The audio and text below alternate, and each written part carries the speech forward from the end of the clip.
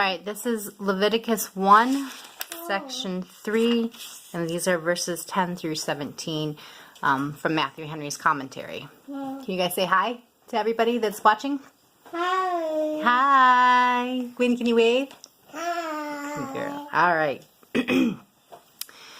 And if his offering be of the flocks, namely the sheep or the goats, for a burnt sacrifice, he shall bring in a male without blemish. And he shall kill it on the side of the altar and northward before the Lord and the priests. Aaron's son shall sprinkle his blood around and upon the altar. And he shall cut it into his pieces with his head and his fat, and the priest shall lay them in order on the wood that is on the fire which is upon the altar.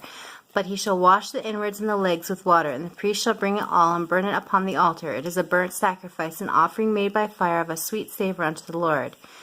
And if the burnt sacrifice for his offering to the Lord be of fowls, then he shall bring his offering to the turtle doves, or of 2 young pigeons. And the priest shall bring it unto the altar, and the ring of his head, and burn it unto the altar, and the blood thereof shall be wrung out at the side of the altar.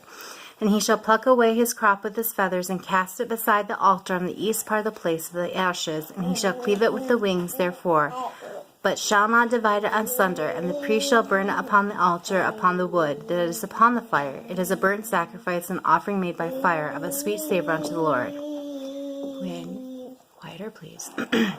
Matthew Henry says, here we have the laws concerning the burnt offerings which are of the flock of the fowls, or of the fowls. Those of the middle rank that could not well afford to offer a bullock would bring a sheep or a goat, and those who were not able to do that should be accepted of God if they brought a turtle dove or a pigeon.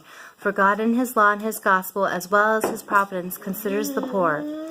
It is observable that those creatures were chosen for sacrifice which were most mild and gentle, harmless and inoffensive, to typify the innocence and meekness that were in Christ, and to teach the innocence and meekness that should be in Christians. Directions here are given.